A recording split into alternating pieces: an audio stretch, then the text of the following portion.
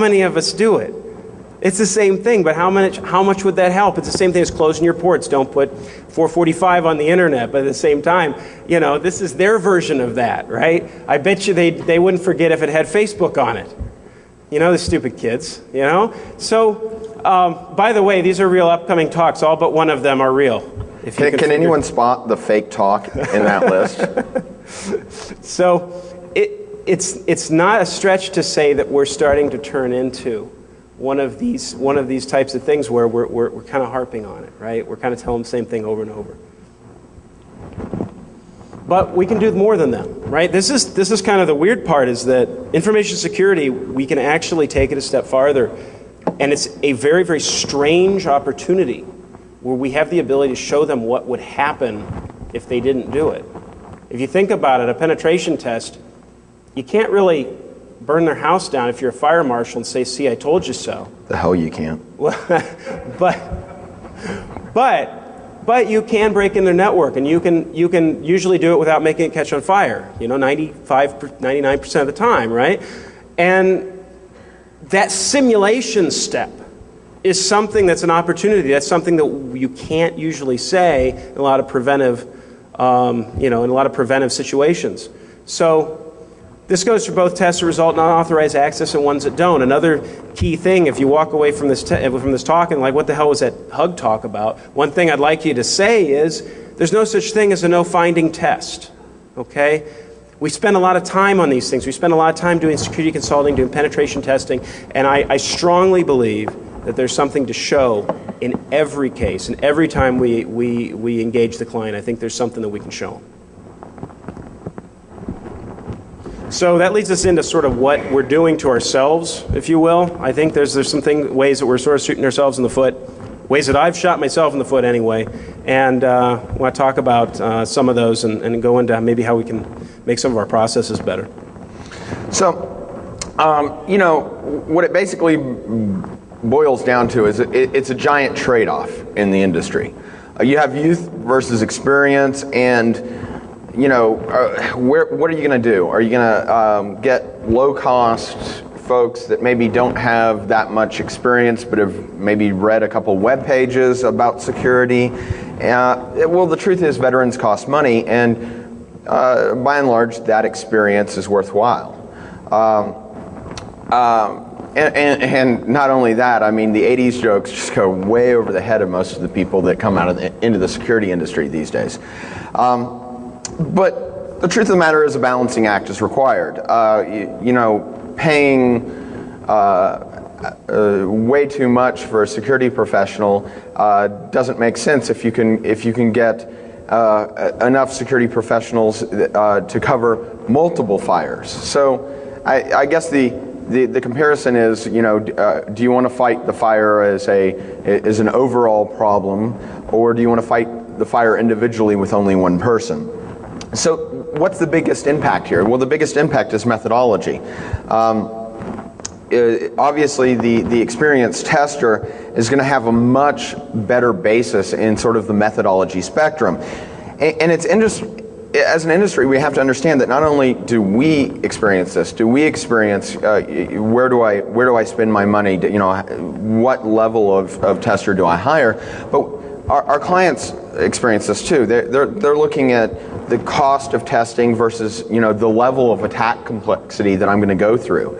Am I going to have somebody bang on a single part of my network or my application for a year to find a problem with it, or am I going to get a little bit more broad coverage? And I think there is no right answer here, and it certainly varies from organization to organization, but you have to find that happy medium. And it's really funny because the people that generally assess risk in these kinds of organizations are not the people that assess how much money I should be spending on the various things. I can't tell you how many potential and sometimes even established clients I talk to that have a complete disconnect in their organization between the people that are deciding how much they're going to pay on security and the people that understand and decide how much risk is palatable or how much risk I'm willing to put up with. And that's really a bad scenario because essentially those two should be the same person, if not at least in the same office.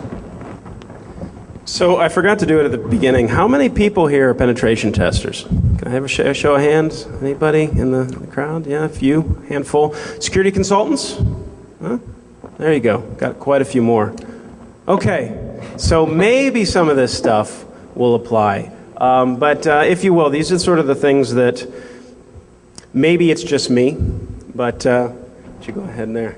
But these are things that maybe this is like a psychological profile myself, right? But I think a lot of us spend a lot of time talking to loopback, right? And a lot of us spend a lot of time when we're on these tests thinking about these kind of questions, right? This is sort of the dark, the horrible void, if you will.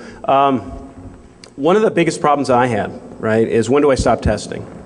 If you have a client and you're working on a job and you haven't found anything yet, I mean, at least anything that you think is going to be all that impressive in a report, it's hard to walk away from the thing, right? I mean, you have this fear. What if somebody else finds something that I missed? What if I look really stupid? What do I tell the client? I spent all this time, I spent their money, they paid all this money for a test, what do I do, right? What if I miss something? That's kind of a specter, right? It's kind of hanging over all of us when we're doing this kind of job. And of course, other than, the top four, other than this one, my wife doesn't care too much about it, really doesn't have that much insight into it. But you do lose yourself in this stuff, right? I mean, a lot of us are, when we're in this job, we're basement dwellers. We're hanging out downstairs and just, lose track of time, lose track of what's going on, lose track of personal hygiene, whatever. And it's a real challenge. So something we all have to sort of acknowledge is that this job has a built-in insecurity, right? There's so I told you it's a little warm fuzzy. So there's another side of this, right? That a lot of us maybe don't come from backgrounds where we were the life of the party. I don't know. Some guys at the conference, I look at them like, man, how'd you pull this off? But me personally, I'm more likely to go straight for the hors d'oeuvres, right? Go ahead.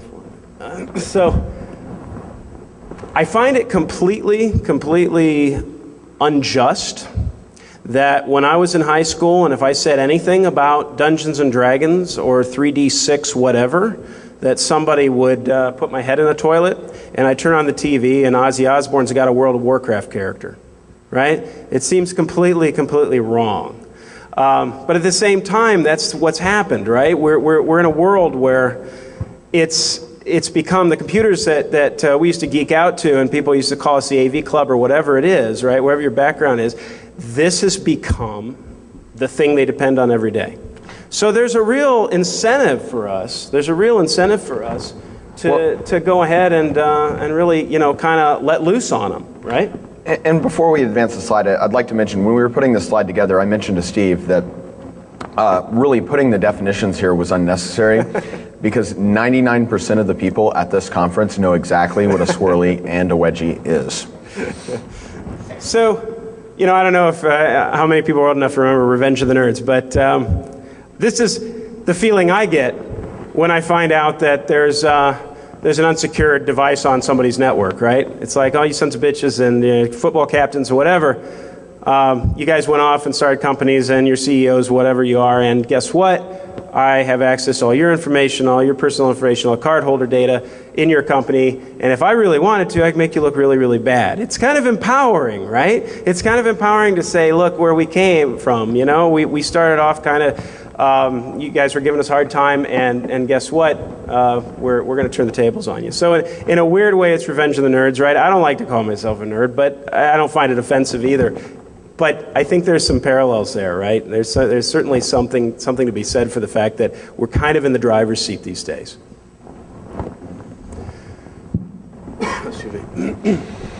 So is this security? We're asking these guys, we're asking people like me, right, to secure these networks, to go in and take a good look at them. And I'm not saying we're not professionals. We're all professionals, right? We all do a good job. But at the same time, there's this stuff in the back of our mind. There's social acceptance issues. There's job quality concerns. Again, like we had said, how long are you going to take versus what are you going to do? What kind of job are you going to do? Everybody's got a revenue target. A lot of times when you're penetration testing, or especially if you're consulting, you have your own business, you're trying to hit a certain target. You're trying to hit a certain number every quarter. You're trying to get a certain amount of jobs done. And that whole thing about when do I walk away really factors in there. And I got to tell you, looking dumb is a real bummer, right? And it's guaranteed to happen. It's actually guaranteed to happen. If you do this job long enough, you're going to miss something. It's just the numbers game. It's impossible that you're not going to miss something at some point, and the new kid's going to come in and blow the doors off of the thing, and he's going to look at you like, how'd you miss this, right? It's just one of those basic things, and that's why we have to build into our systems. We have to build in redundancy. We have to get another pair of eyes. And some of the first slides we're talking about QA and how important that is. That's why we need the veterans, right? Part of security is take a look at what I did. Take a look at my test. Did I do it right? Did I do it okay? Did I miss something? Was I being dumb, right? And when I get somebody to take a look at the thing, it's that I respect, and they say, well, yeah, you covered the bases. Well, at least then, I'm not in this thing alone, right? Okay, so I know this is probably the last place that you want to go on about style and fashion, but the simple fact is style points don't matter in security. For what the audience here lacks in clothing and fashion sense, we make up for in attempting to manufacture style points in security. And the simple fact is that attackers really don't care how rad you are. Attackers want money. And that's very different than testers. We've gone through this whole thing, the whole Revenge of the Nerds mindset of I really want to show you what I've got and everything. Attackers really don't care about showing anyone anything. All they care about is money and ways to monetize attacks. So that monetization of attacks, there's no bonus points for degree of difficulty. So if I find an attack that's really, really complex as an attacker, it's not a big payoff for me because, hey, replicating that complexity is difficult. As our global security report we talked about earlier talks about, you're looking at attacks that can really be ramped up in sort of a bulk monetization perspective. So you either need a really, really big company or you need a really, really simple attack. And in terms of the information that they gather, we're losing the battle so bad in security that the sale of credit cards has dropped under 50 cents a pop. I mean, that's pretty sad. So now to continue this, and by the way, I'm sorry. We're generally at a disadvantage because the attackers only need to find one problem, and we need to find all the problems. So one critical flaw, and the attacker is done. I mean, that's pretty amazing. If you could tell me that I could have my entire team look for one critical flaw in applications and then be done, our gross profit margin would be through the roof. We have to find all the flaws, so we're at a disadvantage. And anyone that tells you that they have a tool or they have anything that can find all the flaws, they're wrong. And I hate to put it that bluntly, but there's just no silver bullet. And there's the whole story about you don't have to outrun the bear, you just have to outrun the slowest person in your group. That isn't really true either, because now the bear has a much bigger appetite, because we've gotten to the point where credit cards have gotten so low priced. We've gotten to the point where social security numbers have gotten so low priced. Where really monetizing requires a lot of bulk that you really need to have a lot of compromises to be profitable as an attacker. And make no mistake, it is a business. I want to drive home though that cutting edge research is still important, because today's O days are tomorrow's K days, but the old stuff still matters too, because again, no style points in the attacker's mind, and just because you wipe out any O days in somebody's application network or what have you, doesn't give them a lot of comfort when they're talking to the Secret Service about the fact that they've been compromised by something that's 15 years old. And now finally, we told you there would be unicorns in this, but I guarantee you no one